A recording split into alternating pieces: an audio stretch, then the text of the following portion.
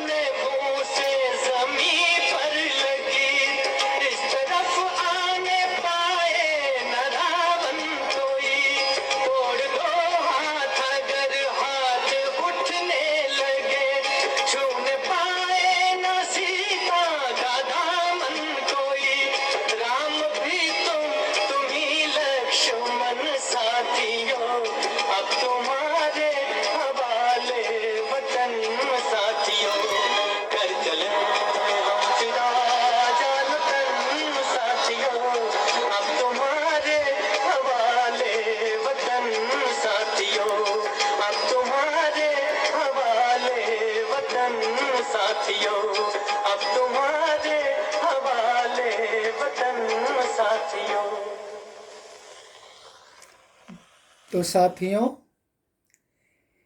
इस सुंदर गीत के साथ, इस बलिदानी गीत के साथ हम इसके भावार्थ की ओर आपको ले चलते हैं। आज धरती बनी है दुल्हन साथियों, अब तुम्हारे हवाले वतन साथियों। वह साथी सैनिक कहने लगता है कि आज यह धरती आपके लिए एक दुल्हन की तरह है। जैसे युवा लोग, जवान होने पर शादी करते हैं और नई दुल्हन लाते हैं, उसी तरह से यह धरती मानो आज उन युवा साथियों के लिए, युवा सैनिकों के लिए दुल्हन की तरह है। और इसकी हिफाजत करना, इसकी सुरक्षा करना उन देश के युवाओं का दायित्व है, कर्तव्य है। इसलिए है साथियों, यह देश हम आपको सौंप करके जा रहे हैं। राह कुर्बानियों की ना वीरान हो, तुम सजाते ही रहना नए काफिले। फतह का जश्न इस जश्न के बाद है, जिंदगी मौत से मिल रही है गले। तो साथियों, कहने लगता है कि राह कुर्बानियों की ना वीरान हो, हम जिस रास्ते पर बलिदानी सैनिक देश की हिफाजत के लिए, रक्षा के लिए आगे बढ़ते हैं, वह बलिदानियों का पथ, वह कुर्बानियों का रास्ता कभी सूना नहीं होना चाहिए, कभी खाली नहीं होना चाहिए। उन रास्ते पर तुम सजाते ही रहना नए काफिले, उन रास्ते पर नए नए ग्रुप में, नए नए झुंड में, नए नए काफिले में उस रास्ते पर लोग देश के लिए बलिदान होने के लिए आगे बढ़ते ही रहना चाहिए, आगे आते ही रहना चाहिए, आगे चलते ही रहना चाहिए।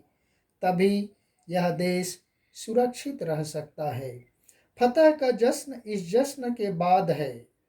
वह कहने लगता है कि साथियों, इस युद्ध के बाद, इस देश की रक्षा के बाद जो जश्न मनाया जाएगा, विजय की खुशी मनाई जाएगी, जीत का उत्सव मनाया जाएगा, इस कुर्बानी के बाद ही वह आता है।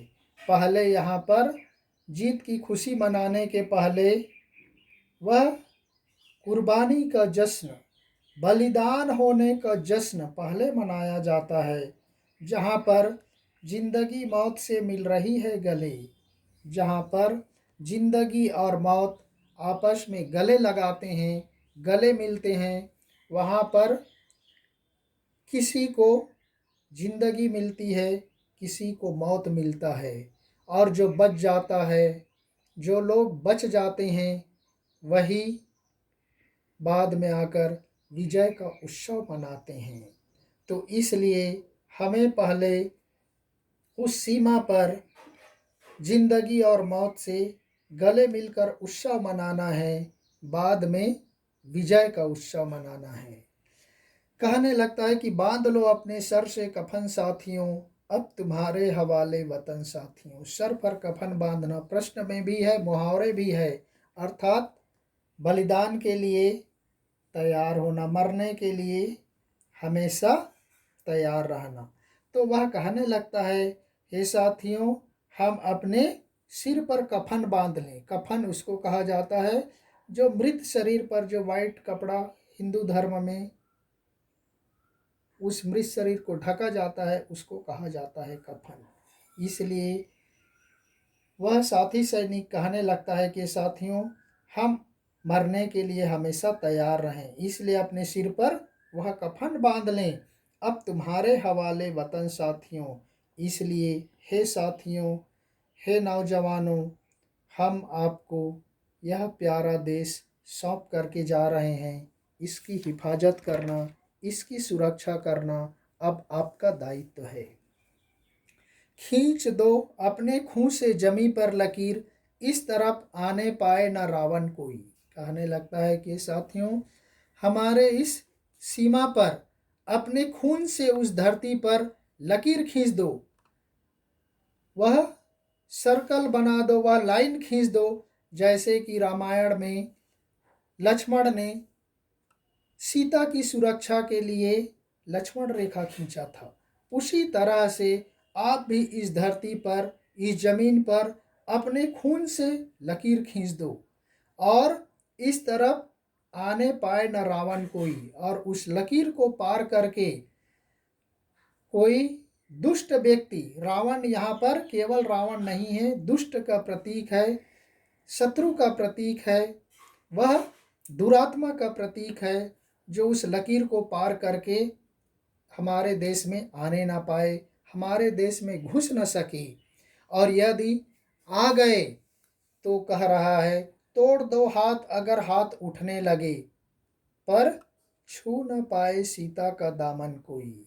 और यदि वह कोई दुष्ट अंदर आने का प्रयास करे तो उसको तोड़ दो हाथ, हाथ तोड़ना यानी करारा जवाब देना। जैसे हमारे देश के सिपाही भारत पाकिस्तान की सीमा पर देखना, प्रतिदिन गोलीबारी होती रहती है, और हमारे देश के वीर योद्धा उनको करारा जवाब देते हैं। हम समाचारों के माध्यम से हम प्रतिदिन टीवी पर देखते रहते। तो इस तरह से कहने लगते कि यदि कोई दुष्ट व्यक्ति, दुरात्मा रावण कोई इस तरफ आने का प्रयास करे तो उसको करारा जवाब दो, उसका हाथ तोड़ दो, और हाथ उठने लगे, इधर हाथ उठने लगे तो उसका पूरी तरह से मुकाबला करो, उसके हाथ को तोड़ दो, इधर घुसने ना पाए, छू ना पाए सीता का दामन कोई।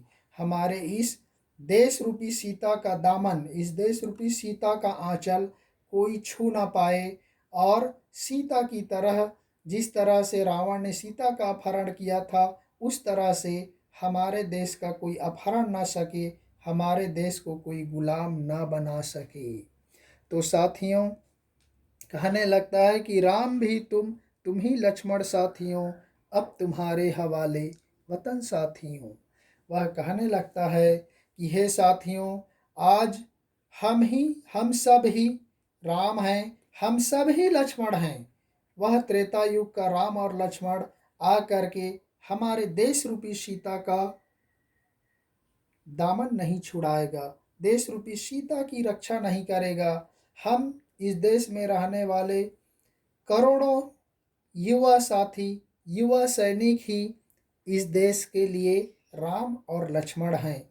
इसलिए हे साथियों, इस देश की रक्षा करना, यह देश हम आपको सौंप करके जा रहे हैं, और यह देश आपका है, इसकी हिफाजत करना, इसकी सुरक्षा करना आपका दायित्व है, आपका कर्तव्य है।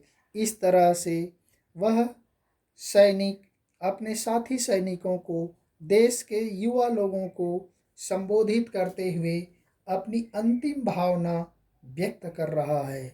तो साथियों, यह भावुक, दिल को छू लेने वाली कविता यहीं पर हम समाप्त करते हैं, और फिर किसी नेक्स्ट पार्ट के साथ अगले वीडियो में फिर प्रस्तुत होंगे। तब तक के लिए धन्यवाद। जय हिंद।